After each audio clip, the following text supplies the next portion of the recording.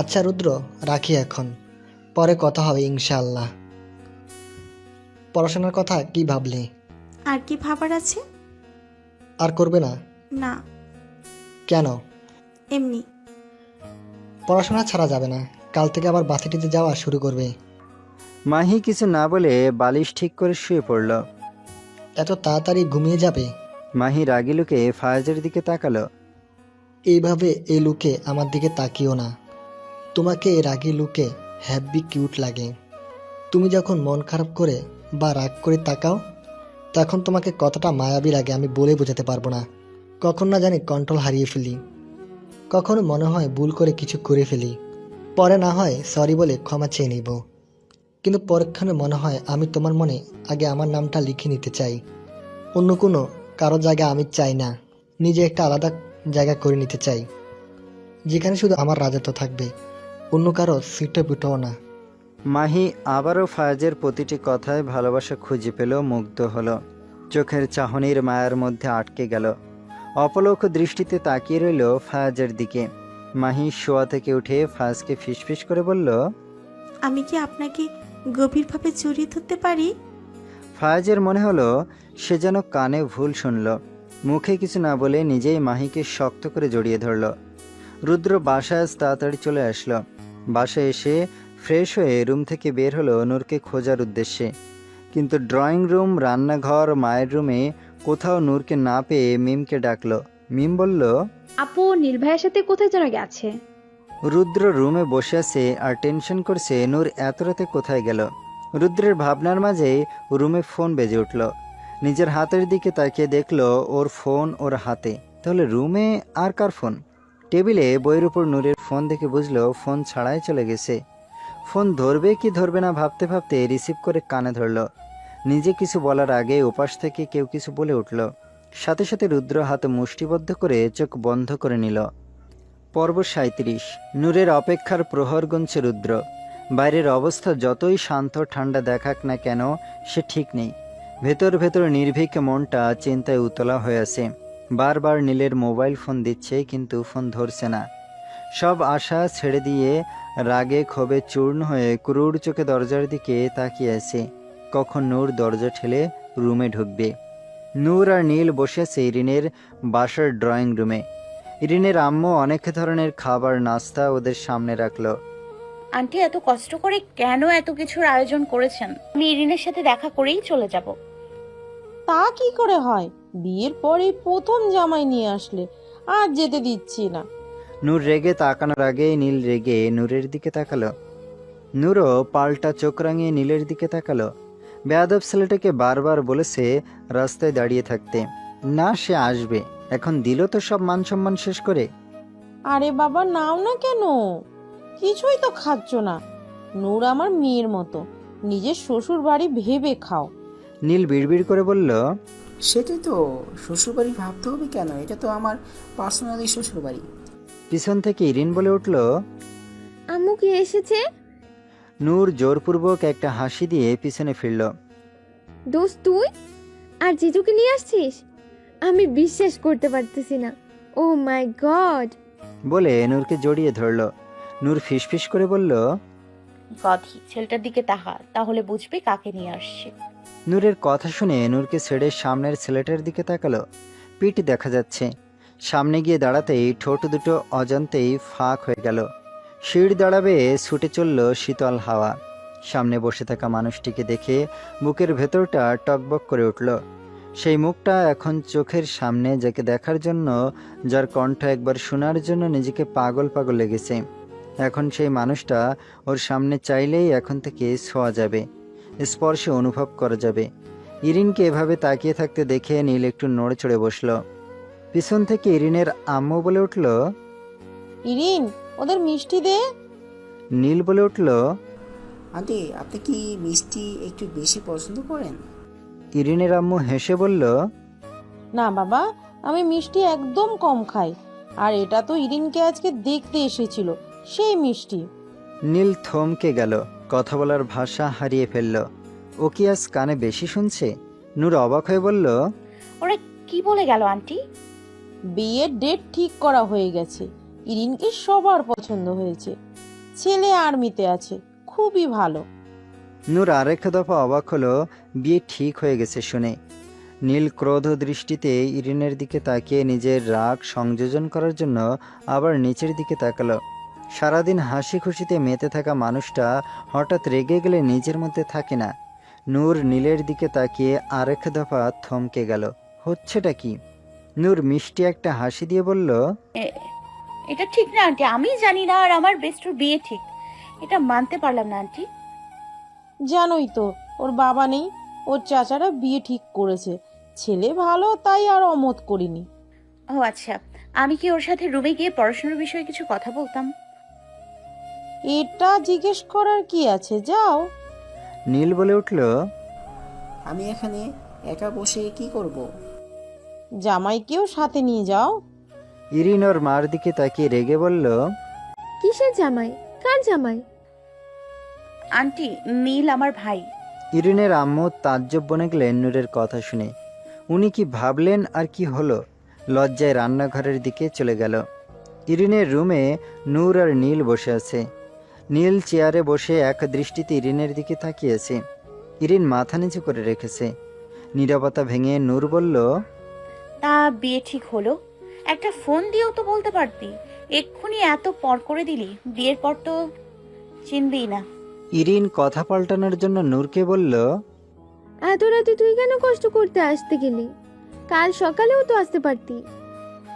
আমাকে নিয়ে আর তোর ভাবতে হবে না। নীল পলকহীনভাবে ইরিনের দিকে তাকিয়েছে। ইরিন নীলের তাকানো লক্ষ্য করে অস্বস্তিতে নূরকে বলল, কি খাবি? কি আনবো? নীল এবার বলল, নূর, তুই বারান্দায় যা। কেন? যেতে বলছি যা, এত বেশি কথা কেন বলছিস? নূর নীলের দিকে তাকিয়ে বুঝল নীল ইরিনের সাথে একান্ত কিছু কথা বলতে চায়। নূর উঠে বারান্দার দিকে যেতে নিলে ইরিনও ওর পিছু পিছু যাওয়ার জন্য পা বাড়ালো। নীল শান্ত দৃষ্টিতে ইরিনের দিকে তাকিয়ে বলল, ইরিন, আমি তোমাকে যেতে বলিনি।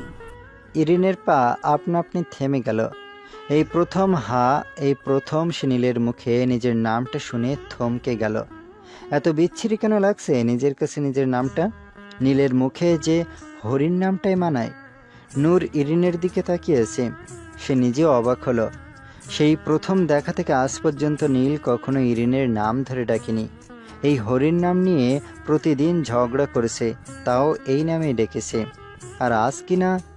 নীল আবার বলে উঠল, নূর, অনেক রাত হয়ে গেছে, তাই মনে হয় চলে এসেছে বাসায়। তুই হ্যাবলার মতো দাঁড়িয়ে থাকলে সময় আরো নষ্ট হবে। নূরের রুদ্রের কথা মনে পড়তেই দ্রুত বারান্দায় এগিয়ে গেল। ইরিনের এবার হুঁশ আসলো। সে একবার বারান্দার দিকে তাকালো, আরেকবার নীলের দিকে তাকালো। আচ্ছা, আজও এত ভয় পাচ্ছে কেন নীলকে? নীল তো এখনো কিছুই বলেনি। ফ্যান চলছে রুমে, তাও সে ঘামছে। নীল গিয়ে ইরিনের সামনে দাঁড়ালো। ইরিনের ভয়ে চুপসে যাওয়া মুখটার দিকে তাকিয়ে তাচ্ছিল্যের হাসি দিয়ে আরও কাছে গেল। তাহলে বিয়ে করে নিচ্ছ ইরিন সুলতানা? ইরিনের চোখ ছলছল করে উঠল, কিন্তু না, সে কিছুতেই কারোর সামনে ভেঙে পড়বে না। নিজের নামটা আজ ওর কাছে এত জঘন্য লাগছে কেন? ঠোঁটে হাসি ঝুলিয়ে নীলের দিকে তাকিয়ে আর সে হাসি ধরে রাখতে পারল না। সাথে সাথে চোখ নামিয়ে নিল। তুমি কি আমাকে ভয় পাচ্ছ? ইরিন মাথা নেড়ে বুঝালো সে ভয় পাচ্ছে না। নীল এবার নিজের রূপ পাল্টে ফেলল। শক্ত কণ্ঠে বলে উঠল, তাহলে আমার চোখের দিকে তাকাও, আমার চোখের দিকে তাকিয়ে কথা বলো। ইরিন শুনল না নীলের কথা, নতমুখে বলল, আমি আসছি। আমার কথা শেষ হয়নি। এই 1 মাস কলেজে যাওনি কেন? মোবাইল নষ্ট হয়ে গেছে, আর কলেজে তো আমি গিয়েছি মাঝে মাঝে। আচ্ছা, বুঝলাম। হঠাৎ বিয়ের সিদ্ধান্ত নিয়েছো কেন? ছেলে ভালো। তো? ছেলে ভালো, পরিবার ভালো, আর কি চাই? ও আচ্ছা, ছেলে ভালো একদিনেই দেখেই বুঝে গেলে? ছেলে ভালো আর এত বছরও আমাকে বুঝতে পারলে না? বাহ! আপনাকে বোঝার কি আছে? আর আমি কেন বুঝবো? বোঝার মানুষের কি কম আছে? আমি তো এখন তোমার সাথে তর্ক করতে চাই না। তুমি কালকেই আন্টিকে বলবে তুমি বিয়ে করতে চাও না। ইরিন এবার নীলের চোখে চোখ রাখল। কেন বলবো? কার জন্য বলবো? আর আপনার কথা কেন শুনবো? আপনি কি হন আমার? আপনার আর আমার মধ্যে এমন কোনো সম্পর্ক বা অধিকার নেই যে আপনার এক কথায় আমি বিয়ে থামিয়ে দিব। নীল থমকালো। আসলেই তো, সে কে? আর কি অধিকার আছে বিয়ে থামানোর? ইরিনের প্রতিটি প্রশ্নে ওর আত্মসম্মানে লাগলো। কিছু না বলে সরে গেল নীরবে। বলার অনেক কথা ছিল, কিন্তু থেমে গেল একটি কথার মধ্যে, অধিকার। এই শব্দটার কাছে তার এই ঠুনকো অনুভূতিগুলোকে ধামাচাপা দিয়ে দিল। ইরিন পাথরের মতো দাঁড়িয়ে আছে। নূর রুমে এসে দেখলো সব স্বাভাবিক আছে। ও তো কত কিছু ভেবেছিল, কিন্তু এখন তো দেখছে ওর ধারণার 1%ও কিছুই হয়নি। এখন বেশি কিছু না বলে বাসায় গিয়ে ঠান্ডা মাথায় জিজ্ঞেস করতে হবে। নূর আর নীল বেরিয়ে গেল ইরিনের বাসা থেকে। নীল একবারও আর ইরিনের দিকে তাকালো না, তাকানোর প্রয়োজন মনে করলো না। ইরিনের কথা স্পষ্ট বুঝে গেল, ইরিন আর যাই হোক ওকে ভালোবাসা তো দূর, পছন্দ করে না। ভালো থাকুক না কিছু প্রিয় মানুষ ওদের প্রিয় মানুষটিকে নিয়ে। সবাই যদি তার ভালোবাসার ভালো লাগার মানুষটাকে পেয়ে যায়, তাহলে না পাওয়ার যন্ত্রণা কেমন সেটা বুঝবে কিভাবে? নীলের যাওয়ার দিকে তাকিয়েছে ইরিন। ভেতরটা পুড়ে যাচ্ছে, চোখ জ্বালা করছে। ভেতর থেকে চিৎকার করে চাপা কান্নাগুলো বেরিয়ে আসতে চাচ্ছে। ইরিন নিজের রুমে গিয়ে দরজা লাগিয়ে দিল।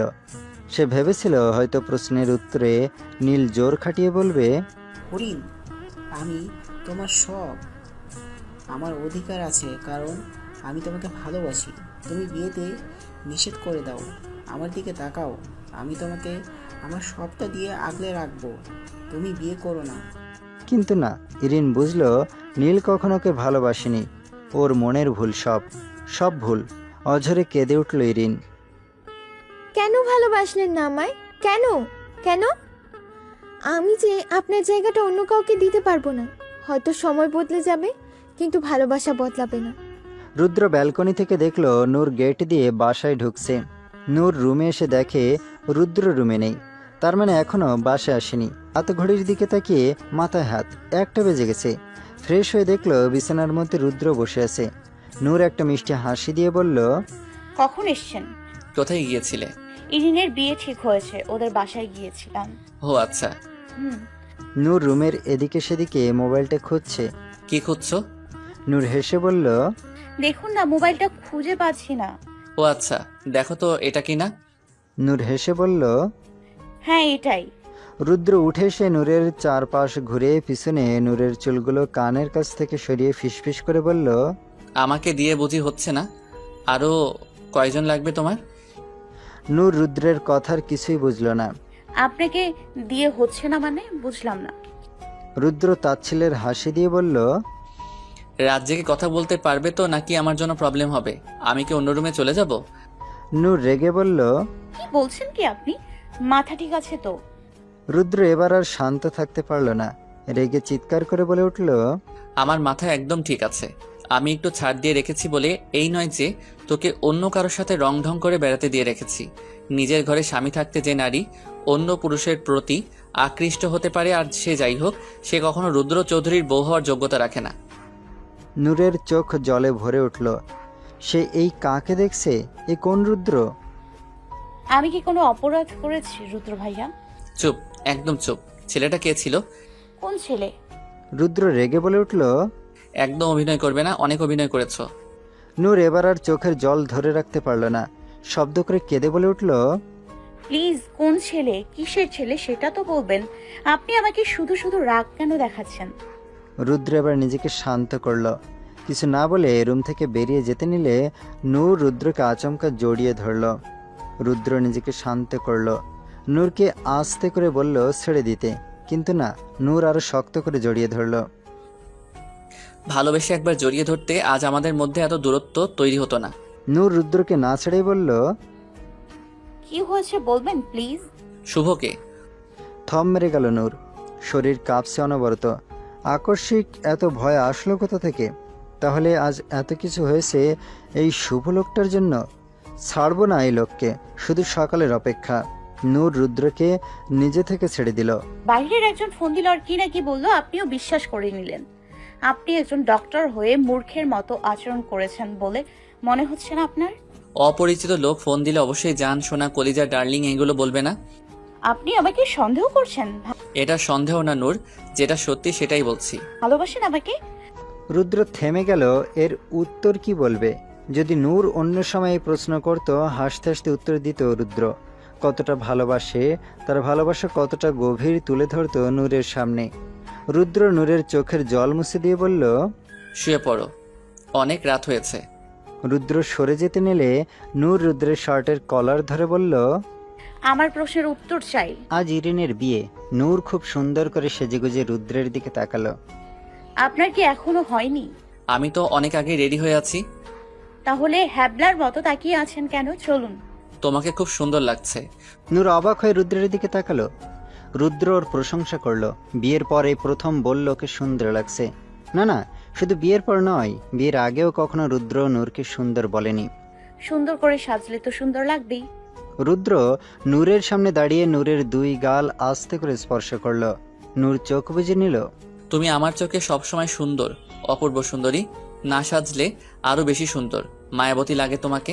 এখন দেখো, মেকআপের নিচে তোমার মায়াবী মুখটা লুকিয়ে গেছে। নূর চোখ বুজে নিল। নূর চোখ বন্ধ করে আছে। রুদ্র কাছে আসলে নিজেকে বেসামাল, এলোমেলো মনে হয়। রুদ্র তাকালো নূরের লজ্জামাখা মুখটার দিকে। গায়ে শাড়ি জড়ানো এক লজ্জাবতী নারী ওর সামনে লজ্জায় চোখ বন্ধ করে দাঁড়িয়েছে। আর কত অপেক্ষা? কবে এই লজ্জারাঙা মেয়েটাকে বুকে টেনে নিতে পারবে? ধৈর্য যার কুলোচ্ছে না। নিজের মুখটা এগিয়ে নিয়ে নূরের কপালের মধ্যভাগটায় দু ঠোঁট চেপে দিল। ছোট করে চুমু খেলো। দু চোখের পাতায় পূর্ণ মায়ায় আবারও ঠোঁট ছোয়ালো। এক অদ্ভুত অনুভূতিতে নড়ে উঠল নূর। শীত কাটা স্পর্শে যেন সারা শরীর শিউরে উঠল। আস্তে আস্তে হাতগুলো নূরের কোমর জড়িয়ে ধরে নিজের আরও কাছে নিয়ে আসলো। নূর লজ্জায় নড়তেও পারছে না। এত লজ্জা আসলো কোথা থেকে? রুদ্র নূরের আরেকটু কাছে যেতেই দ্রুত সূচালো নূর। ভীতু ভীতু মুখে রুদ্রের দিকে তাকালো। রুদ্রের দৃষ্টি স্রেফ সামনে নূরের দিকে। আলতো করে নূরের হাতটা ধরল রুদ্র। তারপর রুম থেকে বেরিয়ে গেল নূরকে নিয়ে। ইরিনকে খুব সুন্দর করে সাজিয়েছে। লাল টুকটুকে শাড়ি নয়, নীল রঙের মধ্যে বেগুনি শাড়ি, পাড়টা কালো। শাড়িটা ইরিনের সৌন্দর্য যেন আরও হাজার গুণ বাড়িয়ে দিয়েছে। মুখে দিয়েছে হালকা সাজ, চুলের খোপায় বেলি ফুলের মালা। আজ ইরিনকে দেখলে যে কোনো ছেলে ক্রাশ খেতে বাধ্য। ইরিনের হঠাৎ মনে হলো নীলকে ওকে দেখে বলবে, এই হরিণ, তোমাকে খুব সুন্দর লাগছে। তোমার সাথে ওই আর্মি বেটাকে ভালো লাগবে না। তোমার পাশে শুধুই আমাকেই মানাই। নিজের ভাবনায় নিজেই হাসল। একটু পর অন্য কারো বউ হবে, এখন কিনা একজন পাষাণ নিষ্ঠুর পাথর মনের লোককে নিয়ে ভাবছে। ওই দিন পর আর মোবাইলে কোনো ফোন আসেনি। প্রতিদিন কলেজ যাওয়ার আগে রাস্তার আশেপাশে সব জায়গায় চোখ বুলাতো যদি এক নজর প্রিয় মানুষটিকে দেখতে পায়, সেই আশায়। কিন্তু না, সে আর একদিনও আসেনি। সামনে কেন, পিছনেও আসেনি। এই কয়দিন ইরিন তো ঘুমোতে পারেনি, সারা রাত দু চোখ এক করতে পারেনি। বারান্দা দিয়ে রাস্তাটার দিকে তাকিয়ে থেকেছে যদি কল্পনার মানুষটিকে একবার দেখতে পাই সেই আশায়। কিন্তু আসেনি সেই কল্পনার পাষণ্ড পুরুষটি। নীল রুম অন্ধকার করে রুমের দরজা লাগিয়ে নিচে বসে আছে। চোখগুলো অসম্ভব লাল হয়ে আছে, হয়তো কান্না করেছে। কে বলেছে পুরুষ মানুষ কাঁদে না? যখন সে জানতে পারে তার প্রিয় মানুষটি, তার বেঁচে থাকা, যার হাতে, তার সুখ যার চোখে, তার মনে 12 মাস বসন্তের পাখিরা গান গায়, সেই মানুষটির ঠোঁটের হাসি দেখলে, যার অভিমানী মুখ রাগী দৃষ্টিতে তাকিয়ে চলে যাওয়ার মুহূর্তগুলো মনে করে রাতের ঘুম আসে, সেই মানুষটি অন্য কারো। আর কিছুক্ষণ পর সে অন্য কারো হয়ে যাবে। কিন্তু নীল কিছুই করতে পারছে না। দরজায় কড়া আঘাতে সেদিকে তাকালো, কিন্তু কিছু বলল না। উঠে দরজা খুলল না, আগের মতোই বসে আছে। ওই বাটপার দরজা খোল, না হলে 2 নাম্বার চাবি দিয়ে দরজা খুলছি। খট করে দরজা খুলে নীল বেরিয়ে আসতেই নূর রুমে ঢুকে লাইট জ্বালালো। নীল রুম থেকে বের হয়ে কি যেন খুঁজছে। নূর কিছু বলার আগেই দেখলো নীল হাতে করে চটি জুতো নিয়ে ওর দিকে আসছে। নূর এক হাতে শাড়ি ধরে খাটের অন্য পাশে চলে গেল। বের হ আমার রুম থেকে, না হলে চাটি জুতার বাড়ি খাইবে অসভ্য মেয়ে। নীল দেখ, অনেক কষ্ট করে সেজে গুজে এসেছি, তোর কারণে কিন্তু আমার সাজটা নষ্ট হয়ে যাচ্ছে। আমি কি করছি যে তোর শ্বাস নষ্ট হচ্ছে? বের হ আমার রুম থেকে। তোর রুমে আমি থাকতে আসিনি, তাড়াতাড়ি রেডি হয়ে বের হ। নীল ভুরুকুসকে জিজ্ঞেস করলো, কোথায় যাব? নূর একগাল হেসে বলল, ইরিনের বিয়ে আজকে, তোকে নিয়ে যেতে বলেছে। আমি যাব না, আমার একটা ইম্পর্টেন্ট কাজ আছে, তুই যা। মেয়েটার আজকে বিয়ে আর তুই ওর শেষ ইচ্ছেটা তো রাখ। ও বলেছে যেতে। হুম, নূর হাতের শপিং ব্যাগটা নীলের হাতে দিয়ে বলল। আমি চাই তুই এটা পরবি তো। নীল হালকা হেসে নূরকে আলতো করে জড়িয়ে ধরল। বুকের ভেতর যে কালবৈশাখী ঝড় বইছে তা বাইরের কাউকে বুঝতে দিল না। নীল রেডি হয়ে নিচে যেতেই রুদ্র বলল, কি রে, বিয়ে কি তুই কবি নাকি? শেরওয়ানি পরছস, পুরাই নতুন জামাই লাগছে। নীল শুষ্ক একটা হাসি দিল।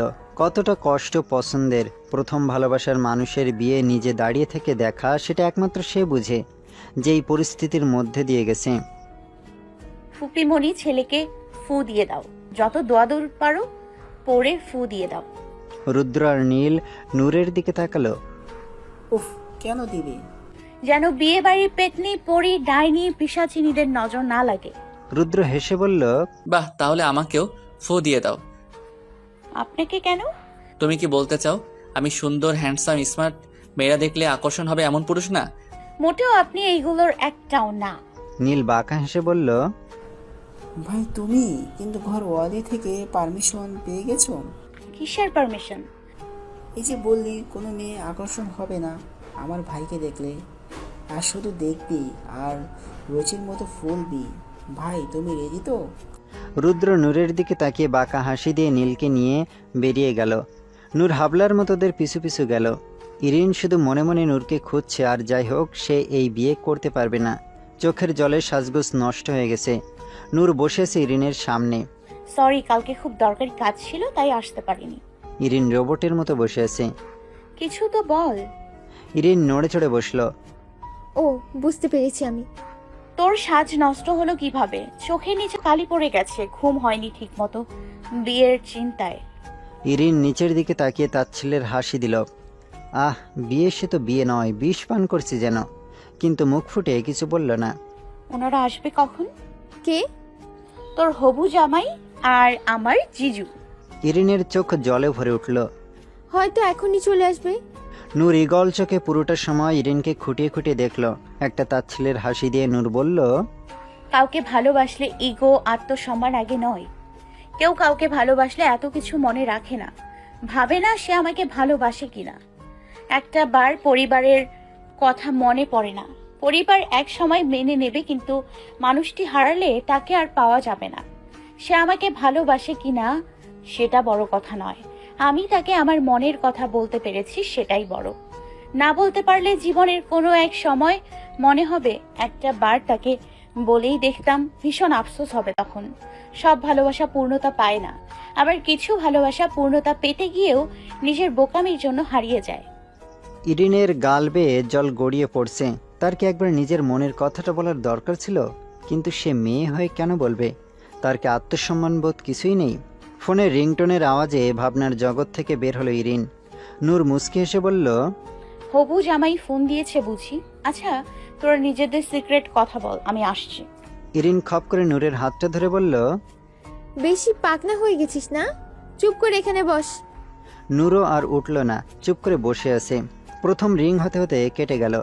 দ্বিতীয় রিং হওয়ার পর ইরিন ফোন কানে চেপে ধরতে ওপাশ থেকে 5 মিনিট কি কথা বলল নূরের জানা নেই। হঠাৎ ইরিনের হাত থেকে ফোনটা পড়ে গেল। বিকট শব্দে ফোনের গ্লাসটা ভেঙে চুরমার হয়ে গেল। নূর অবাক হলো ইরিনের কাজে। ইরিনের আম্মুর শরীর খুব খারাপ হয়ে গেছে। একদিক দিয়ে লোকে সিসি করবে, অন্য দিক দিয়ে মেয়েকে আর কোনো ভালো পাত্র বিয়ে করতে চাইবে না। বিয়ে ভেঙে যাওয়া মেয়েকে কোনো ভালো পরিবার নিজের ছেলের বউ করে ঘরে তুলতে চাইবে। নূর চুপচাপ সবার দিকে তাকিয়েছে। ছেলে কি বলেছে আসতে পারবে না? হুম। ইরিনের চাচারাও মিটিংয়ে বসেছে। ইরিন চুপটি করে ঘরের কোণে বসে আছে। নূর নীলের পাশে গিয়ে দাঁড়ালো। কিছু মহিলা বলাবলি করছে, নিশ্চয়ই মেয়ের কোনো খারাপ রেকর্ড ছেলেপক্ষ পেয়েছে তাই বিয়ে করবে না বলে দিয়েছে। আবার কেউ বলছে বাপ ছাড়া আর কতটুকুই ভালো হইব, পুলা কি এমনি এমনি মানা করছে নাকি? নানা জনে নানা ধরনের কথা শোনাচ্ছে।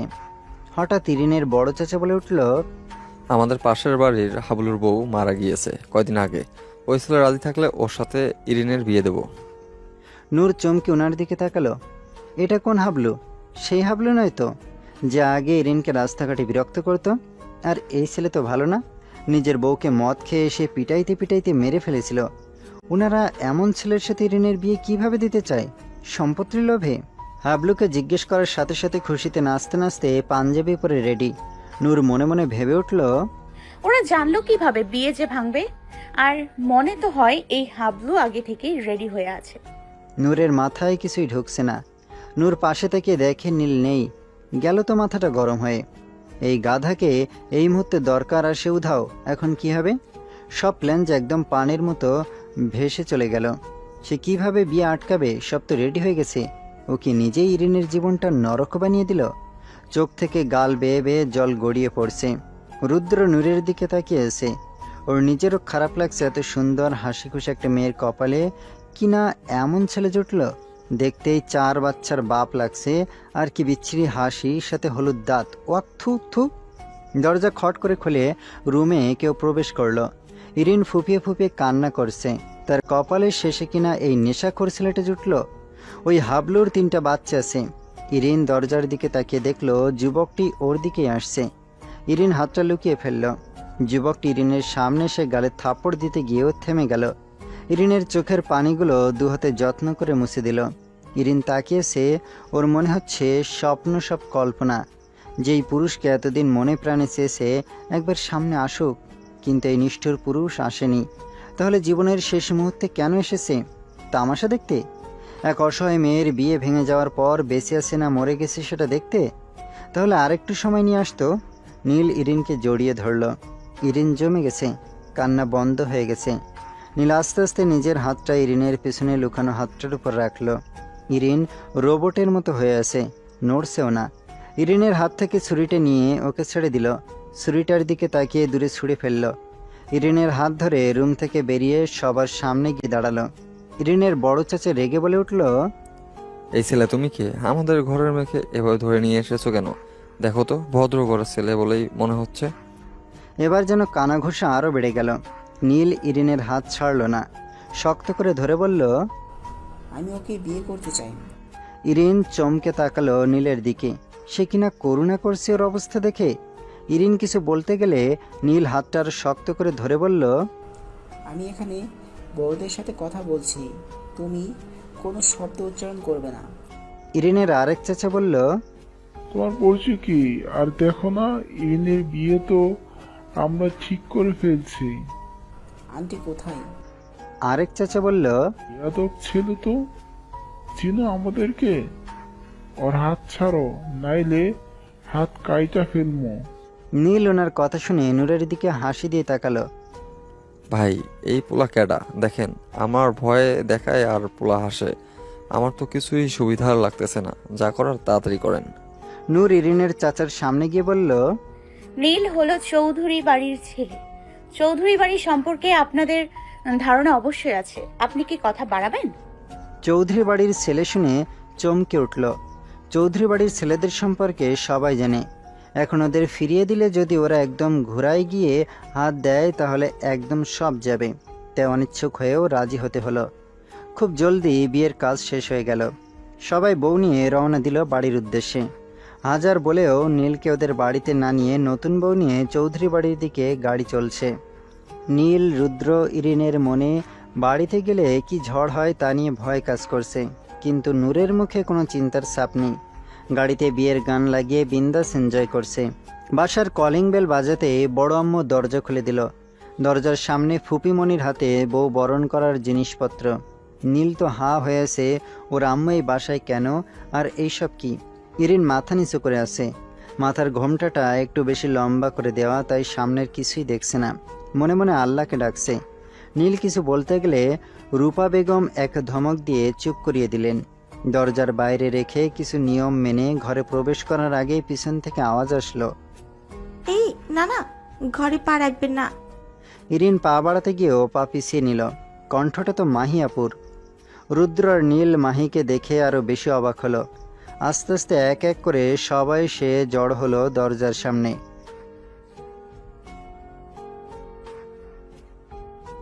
বড় আম্মু, আমি কিন্তু সেটাও বলিনি। দাঁড়াও, তোমরা সাইডে যাও। নীল, বউ কোলে করে ঘরে প্রবেশ কর। এটা আবার কেমন নিয়ম? আমার শ্বশুর বাড়িতে এমন নিয়ম মানা হয়। নূর মন খারাপ করে বলল, ও কত ভালো নিয়ম। সবাই নীল আর ইরিনের দিকে তাকিয়ে আছে। নীল এক ঝটকায় ইরিনকে কোলে তুলে নিল। ইরিন লজ্জায় মনে হয় অজ্ঞান হওয়ার মতো অবস্থা। দরজার সামনে দাঁড়িয়ে আছে আদিবা, শুভ্রতা, রুহি, মিম, নূর, মাহি। কেউ দরজা খুলছে না। তালা দেওয়া দরজার সামনে দাঁড়িয়েছে যার চাবি নূরের হাতে। সমস্যা কি, চাবি দে। আহ, এত তাড়া কিসের? নীল রুদ্রের দিকে তাকালো। ভাই, তোমার বউকে বলো দরজা খুলতে।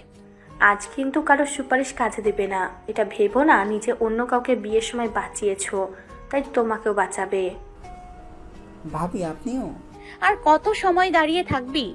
তোর নিজেরই কিন্তু সময় নষ্ট হচ্ছে। আমার নিজের কিভাবে? এত কথা কেন বলছো? আমার জন্সের কষ্ট হচ্ছে। তোর জান্স আমার কোলে আরামে আছে। নিজের ভাইটার প্রতি একটু মায়া কর। এই আটার বস্তা করে নিয়ে আমি শেষ। একবার বলেছ দেবরজি, দ্বিতীয়বার বললে কিন্তু আজ আর বাসর করতে পারবা না। আদিবার কথা শুনে সবাই হেসে দিল। আমি কি জানতাম যে বিয়ে করব? আর আমি কি চাকরি করি নাকি? পারলে বউ পালার জন্য তোরা এই অসহায় ভাইকে হেল্প কর। আরও অনেক কথা বলে দরজা খুলে দিল নূর। রুমের ভেতর প্রবেশ করে রুদ্র আর নীল অবাক হয়ে বলল, ফুল দিয়ে এত সুন্দর করে রুম সাজানো হলো কখন?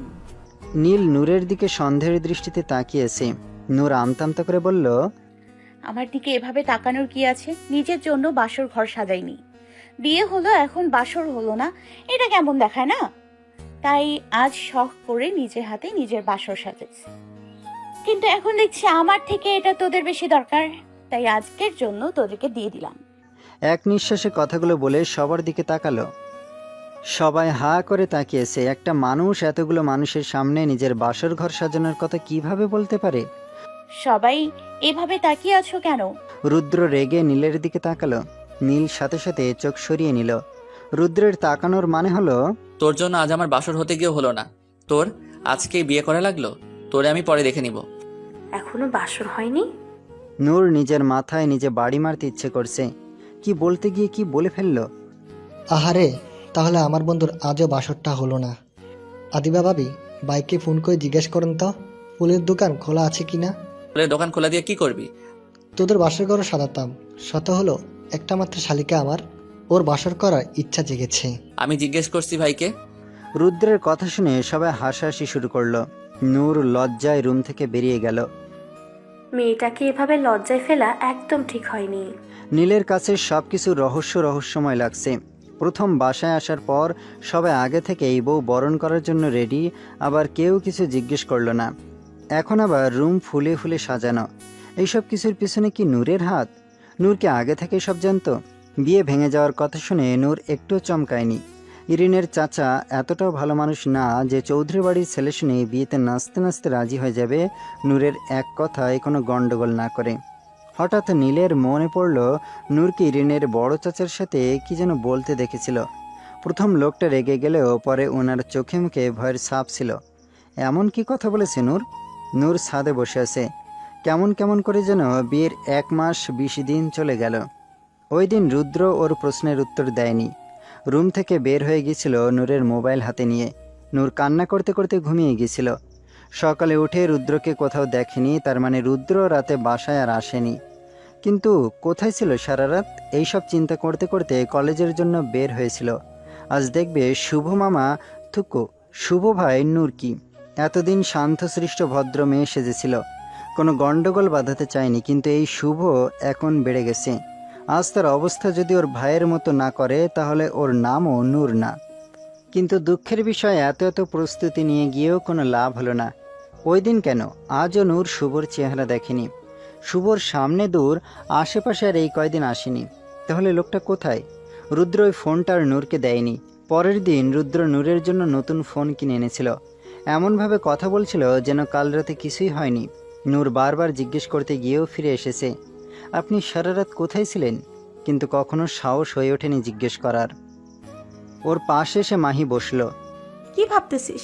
নূর হাসি দিয়েছিল। তেমন কিছু না। জিজু কই? রুমে। একটা কথা জিজ্ঞেস করব? বল। তুই কি সত্যি জিজুকে ভালোবেসে বিয়ে করেছিস? মাহি কিছু সময় চুপ থেকে বলল, বিয়ের আগে ভালোবাসা কি বেশি জরুরি? বিয়ের আগে ভালোবাসা থেকে বিয়ের পরে ভালোবাসার শান্তি অনেক। বিয়ের আগের ভালোবাসায় পোড়ায় ঠিক, আগুনে হাত দিলে যেমন জ্বালা করে। আর বিয়ের পরে ভালোবাসা হলো এতটাই মিষ্টি যে তুই নিজের বরকে যত ভালোবাসবি নিজের কাছে পৃথিবীটা আরো সুন্দর মনে হবে। তুমি তো দেখছি ভালোবাসায় পিএইচডি করছো। স্যার কি খুব বেশি ভালোবাসে নাকি? আমার আনরোম্যান্টিক বোনটা এত ভালোবাসা সম্পর্কে জেনে গেল। তুই কিন্তু দিন দিন ফাজিল হয়ে যাচ্ছিস। আমি তোর বড়। তো কি হয়েছে? কিছু না, নিচে চল। তুমি যাও, আমি একটু পর আসছি। মাহি নিচে যাওয়ার কিছু সময় পর রুদ্র এলো ছাদে। এখানে কি করছো? কিছু না, বসে আছি। এইসব প্ল্যান তোমার ছিল? নূর রহস্যময় হাসি দিয়ে রুদ্রের দিকে তাকালো। এমন হাসিতে তোমাকে ঠিক শয়তানের মতো লাগে। নূর কটমট দৃষ্টিতে তাকালো রুদ্রের দিকে। বিয়ের পর মনে হয় সব মেয়েরা সাহসী হয়ে যায়। আগে ভয়ে চোখের দিকে তাকাতে পারতে না, আর এখন আমাকে এই চোখ দিয়ে ভয় দেখাচ্ছ। নূর দৃষ্টি ঘুরিয়ে অন্যদিকে তাকালো। কথা বলছো না কেন? রুমে যাব। রুমে তো এখন যাওয়া যাবে না। কেন? রুদ্র লাজুক হেসে বলল, রুম তো আদিবা ভাবি সাজাচ্ছেন। রুম তো গোছানো, আর কি গোছাবেন ভাবি? কি জানি। নূর সন্দিহান চোখে রুদ্রের দিকে তাকিয়ে উঠে যেতে নিলে রুদ্র হাত আঁকড়ে আটকে দিল। আমার পাশে চুপটি করে বসে থাকো। রুমে যাব, হাত ছেড়ে দিন। রুদ্র নূরকে হ্যাঁচকা টেনে নিজের বুকে নিয়ে ফেলল। আর একটা কথা জানো না শুনি? নূর গুটি গুটি মেরে রুদ্রের বুকে মাথা রেখে আকাশের দিকে তাকিয়েছে। আজকের আকাশটা খুব সুন্দর, তারাই জলজল করছে পুরো আকাশ, মাঝখানে চাঁদ। ওই যে আকাশে দেখছো চাঁদটা, ওটা তুমি, আর পাশের তারাটা আমি। আমার চাঁদের দিকে কেউ তাকালে আমার সেটা সহ্য হবে না। যেটা আমার সেটা শুধুই আমার, অন্য কেউ তার দিকে নজর দিতে পারবে না। নূর মুগ্ধ হয়ে শুনছে রুদ্রের কথা। রুদ্রের ছোট ছোট কথায় কিয়ারে নূর মুগ্ধ হয়, রুদ্রের হাসিতে মুগ্ধ হয়। এক কথায় রুদ্রের সব কিছুতে নূর মুগ্ধ হয়। ফাইজা মন খারাপ করে টেবিলে বসে আছে, সামনে বই খোলা, কিন্তু তার মন পড়ার আশেপাশে কোথাও নেই। এই কয়দিন নীলের সাথে ফোনে কথা বলে ভালোবেসে ফেলেছিল, কিন্তু আজ শুনল নীল বিয়ে করে নিয়েছে। ক্রাশ ওকে এভাবে প্রেম না করে ধোকা দিল। আহ, কি কষ্টের কথা। ক্রাশ তার বইয়ের সাথে হয়তো এখন বাসর করছে, আর এদিকে সে দুঃখ প্রকাশ করছে বইয়ের সাথে। পাশেই মোবাইলটা বেজে উঠল। মোবাইলের স্ক্রিনে জল করে নীলের নামটা দেখে হাঁ হয়ে গেল ফাইজা। এই পোলার নতুন বউ রেখে ওকে কেন কল দিয়েছে? ও হয়তো বিয়ের কথা বলতে। ফাইজা কল ধরে সালাম দিল। ওপাশ থেকে সালামের উত্তর আসতেই ফাইজা বলে উঠল, নতুন বউ রেখে আমাকে কল দেওয়ার সায়েন্সটা বুঝলাম না। কিসের বউ? কার বউ? কি কও তুমি? ফাইজা এমন কথা শুনতে শুনতে অভ্যস্ত হয়ে গেছে। নীল বলেছে ফোনে ওর এভাবে কথা বলতে ভালো লাগে, তাই ফাইজাও ইমোশনাল হয়ে বলেছিল, তাহলে সবসময় আপনি ফোনে এভাবে কথা বলবেন, আমারও শুনতে ভালো লাগে। আপনি তো আজ বিয়ে করেছেন, বউ নিশ্চয় আপনার জন্য অপেক্ষা করছে। বারবার কার বউয়ের কথা বলতাছ? আমি আর 60 বছর ধরে বিয়ে করি না, বউ আসবে কই থেকে? রিফাত ভাই নীলের বিয়ের বিষয় কিছু জানে না। 60 বছর? তোমার বয়স কত? ওপাশের লোকটা ভাবলো আর কত মিথ্যা কথা বলবো। এবার সত্যিটা বলে ফাইজার পা ধরে হলেও বিয়ে করে নেবে, তাই প্রথম থেকে শেষ অবধি সব খুলে বলল ফাইজাকে। রাগে ফাইজার সারা শরীর কাঁপছে। মোবাইলটা ছুঁড়ে ফেললো বিছানার এক কোনায়। শুধু সকাল হোক, ওই নীলের একদিন কি ওর একদিন। সারা ঠকবা, শুধু হাতের কাছে পাই একবার। ফুটবল যদি না খেলছি আমিও ফাইজানা। ওর ব্যালকনিতে দাঁড়িয়ে আছে। রাতের মৃদু বাতাসে খোপা করা চুল ছেড়ে দিল, কোমর পর্যন্ত চুল ছড়িয়ে পড়ল। রুদ্র রুমে প্রবেশ করে কাউকে না পেয়ে আবার আহত হলো। আজও কি নূর পালিয়েছে? কথাটা মনে হতেই বুকটা ভার হয়ে উঠল। এতদিনেও কি নূরের মনে একটু জায়গা করে নিতে পারেনি? আসলেই সে ব্যর্থ। মন খারাপ করে ফুলে ফুলে সাজানো রুমটার দিকে একবার তাকিয়ে দীর্ঘশ্বাস ফেলল। ওয়াশরুমে যাওয়ার সময় ব্যালকনিতে একটা ছায়া দেখে থমকে গেল। ঘাড় ঘুরিয়ে ছায়াটা ভালো করে দেখে ঠোঁটের কোণে হাসির ঝিলিক ফুটে উঠল। রুদ্র নিঃশব্দে গিয়ে নূরের পিছনে দাঁড়ালো। নূর টের পেল তার পিছনে কেউ দাঁড়িয়ে আছে। মিষ্টি একটা পুরুষালী ঘ্রাণ এসে নাকে ঠেকল। এই ঘ্রাণটা খুব পরিচিত নূরের। এই পারফিউমটা তার বর সবসময় ব্যবহার করে। নূর পিছন ফিরতে গিয়ে রুদ্রের সাথে ধাক্কা খেল। নূর সরে আসতে নিলে রুদ্র নূরের কোমর জড়িয়ে নিজের আরও কাছে নিয়ে আসলো। নূর লজ্জায় নিচের দিকে তাকিয়েছে। রুমের লাইটের আলো এসে ব্যালকনিতে পড়ছে। নূরের লজ্জামাখা মুখটা রুদ্রের কাছে খুব আকর্ষণীয় লাগছে। নূরের চুলগুলো বাতাসে এসে চোখে মুখে আশ্রয় পড়ছে। রুদ্র ফু দিয়ে চুলগুলো উড়িয়ে দিল। নূর হালকা কেঁপে উঠল। রুদ্র নূরের দিকে তাকিয়ে বলে, আজ রাতটা আমাকে দিবে নূর? নূর সাথে সাথে ফ্রিজড হয়ে যায়, কোনো কথা বলতে পারছে না। রুদ্র আবার বলে, নীরবতা কি সম্মতির লক্ষণ? নূর রুদ্রের দিকে তাকিয়ে ফিসফিস করে বলল, শুধু আজ নয়, আমি সারা জীবনের জন্য আপনাতে মিশে যেতে চাই। রুদ্র খুশিতে নূরকে জড়িয়ে ধরে নাক মুখ ডুবিয়ে দেয় নূরের ঘাড়ে। শাড়ি পরলে তোমাকে আরো বেশি সুন্দর লাগে নূর, কাল থেকে শুধু শাড়ি পরবে। নূরকে কোলে নিয়ে রুমে চলে যায়। তারপর কি হয়েছে সত্যি আমি জানি না। সকালে নীল নিচে নেমে জোরপূর্বক হাসি ঝুলিয়ে ফাইজার দিকে তাকালো। নীল মনে মনে ভাবছে, এই মেয়ে এই সময় এখানে কেন? উফ, কেমন আছো হ্যান্ডসাম বয়? মাহি ফাইজার কথা বলার স্টাইল দেখে ফিক করে হেসে দিল। ইরিন মাহির পাশে বসে আছে।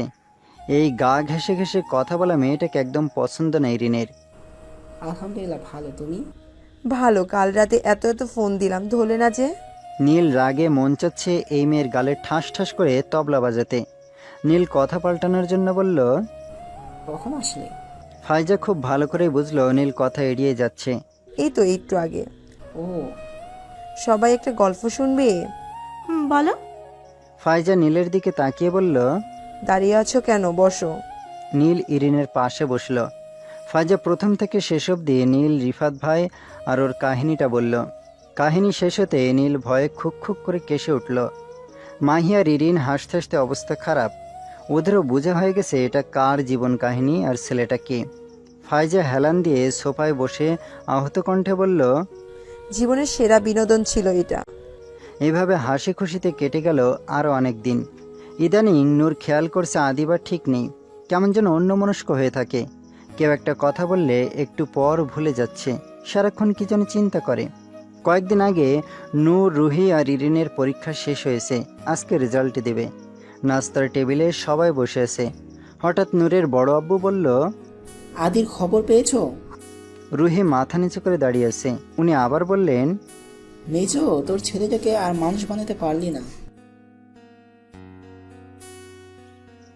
আবির খাওয়া বন্ধ করে ওর বাবার দিকে শান্ত দৃষ্টিতে তাকালো। ওকে তোমার ছেলে বলতে লজ্জা হয় না আব্বু? প্রেম করে একজনকে ঠকিয়ে তারই বেস্ট ফ্রেন্ডকে বিয়ে করলো, আবার এখন এই মেয়েকেও ভালো লাগছে না। এমন ভাইকে তো গুলি করে মেরে ফেলা উচিত। তোমাদের অতিরিক্ত আদরে ও এমন হয়েছে বলে কি তোমার মনে হয় না?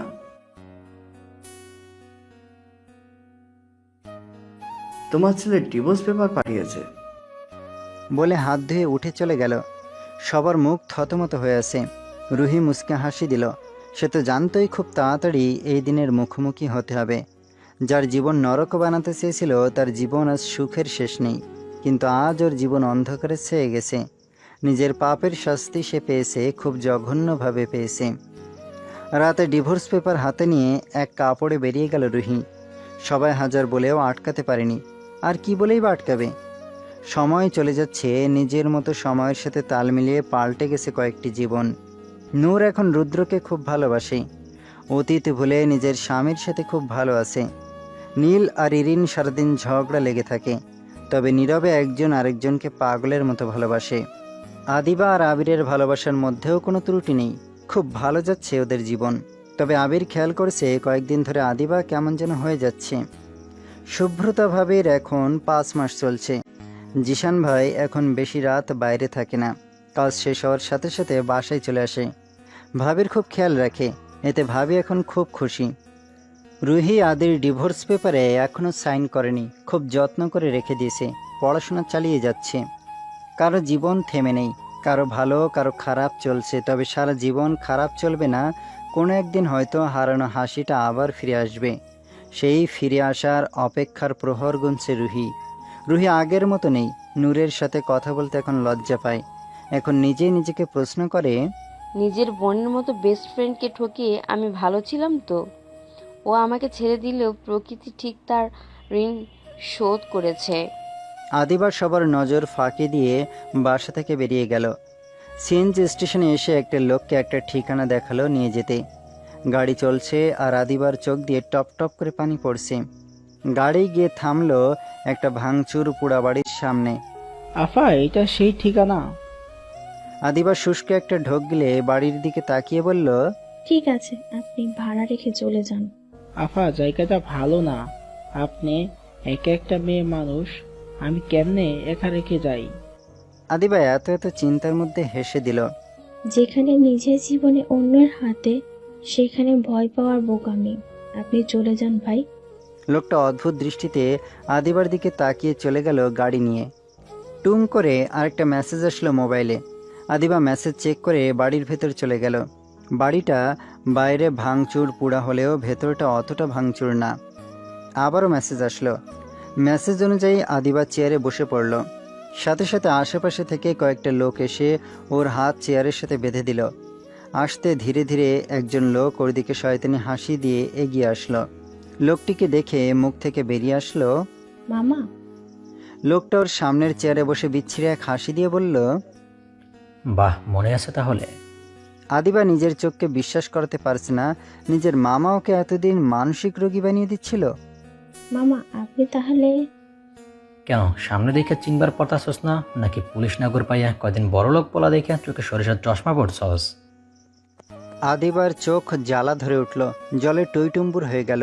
যার কাছে ছোট থেকে বড় হলো, হয়তো কষ্ট দিয়েছে, তাতে কি? শিয়াল কুকুরে ছিঁড়ে খাওয়া থেকে তো আগলে রেখেছিল। সেই লোক ওর প্রিয় মানুষটিকে শেষ করার পরিকল্পনা করছে। আদিবার সামনে তুবড়ি বাজাতেই টপ করে গাল বেয়ে গড়িয়ে পড়ল জল। কি ভাবছিস, এতদিন নিজে খাইয়ে পেলে বড় করলাম, আর সেই মামু কিনা বুকে ছুরি মতো চাচ্ছি, তাই তো? তাহলে ভালো করে শোন, আমি কোনো কালেই তোর মামা ছিলাম না। আদিবার চমকে তাকালো। তোর বাবার সব থেকে প্রিয় বন্ধু ছিলাম আমি। খুব বেশি বিশ্বাস করতো আমাকে, কিন্তু আমার লোভ ছিল তোর বাবার সম্পত্তির উপর। তোর বাবার সব কিছু আমার জানা ছিল। যেহেতু তোর বাবা উকিলদের সব থেকে বড় উকিল ছিল, তাই ভাবলাম শালাকে উড়িয়ে দেই, সব দোষ গিয়ে পড়বে তার বিরোধী দলের উপর। তাই গাড়ির ব্রেক ফেল করে রেখেছিলাম, আর ভাগ্যক্রমে সেই দিন তুই বাসায় রয়ে গেলি, তাই বেঁচে গিয়েছিস। ওদের মৃত্যুর পর পরই তোকে মেরে ফেলার প্ল্যান করি। পথের কাঁটা রাখতে নেই, কিন্তু তার আগেই শুনতে পাই হারামজাদা তোর নামে সব লিখে গেছে। তোর 22 বছর হলে তখন তোর বিয়ে দেওয়ার কথা লেখা আছে। তোর অর্ধেক সম্পত্তির মালিক হবে তোর স্বামী। টাকার লোভ আবার আমি সামলাতে পারি না। ছোট থেকে ছেলেকে দূরে দূরে রেখেছি। এখানে সবাই জানে আমার কোনো ছেলে নেই, কিন্তু আমাদের একটা ছেলে আছে, ও আমাদের সাথে থাকে না। ওকে লাগিয়ে দিলাম তোর পিছনে। কিন্তু এই হাদারাম তো তোর রূপ দেখে প্রেমে পড়ে গেল। তাতে আমার কোনো সমস্যা ছিল না, আমার কাজটা আরও সহজ হয়ে গিয়েছিল। কিন্তু মাঝখানে ওই চ্যাংরা পলাশে সব প্ল্যানে জল ঢেলে দিল। গাছে পানি দিলাম, যত্ন করলাম আমি, আর ফল খাবে অন্য কেউ, তা তো আমি বসে বসে দেখতে পারি না। এই নে, এইখানে সাইন কর। এভাবে তাকিয়ে কি দেখোস? কিছুই করতে পারবি না, কেউ আসবে না এখানে। তুই যদি তোর পেয়ারার স্বামীকে বাঁচাতে চাস তাহলে সাইন করে দে, তা না হলে তোর বাবা মার মতো। আদিবা ঘৃণায় ক্ষোভে চোখ লাল করে তাকালো সামনের অমানুষ সাইকো লোকটার দিকে, ওর মা বাবার খুনের দিকে। যদি পারতো এখন এই লোকের জীবন নিয়ে নিত নিজের হাতে। বলেই বিশ্রী হাসিতে ভাঙচুর ঘর কেঁপে কেঁপে উঠল। সাথে আদিবার বুকটাও কেঁপে উঠল অজানা ভয়ে। হাজার কষ্ট, রাগ, ক্ষোভ মনে রেখে হাত বাড়িয়ে কলমটা নিল। ও জানে সাইন করার পর ওকেও খুব যত্ন করে এই লোক ওর বাবা মার কাছে পাঠিয়ে দেবে। আবিরের মুখটা ভেসে উঠল চোখের সামনে। কলম ধরে পেপারের দিকে তাকিয়ে মাথা ঘুরে উঠল, চোখ ঝাপসা হয়ে উঠল। পিছন থেকে কানে ভেসে আসলো একটা সুর। আব্বা বারবার কল দিয়ে ডেকে আনার কারণটা কি এমন জায়গায়? তারপর আর কিছুই কানে আসলো না। তার আগেই আদিবা জ্ঞান হারায়। চোখের ওপর জল পড়তে পিটপিট করে চোখ খুলে আদিবা। সামনে পরিচিত একটা মুখ দেখে বোঝার চেষ্টা করে এই ছেলে এখানে কেন। আপনি ঠিক আছেন তো? বলেই পিছনে ওর মামার দিকে রাগী দৃষ্টিতে তাকায় ছেলেটা। আদিবা এখনো ফেল করে তাকিয়েছে। ছেলেটা আদিবার তাকানোর মানে বুঝে একটু হেসে বলল, আমি এই কুলাঙ্গার লোকের ছেলে। আদিবার সাথে আজ কি হচ্ছে, একের পর এক ঝটকা খাচ্ছে।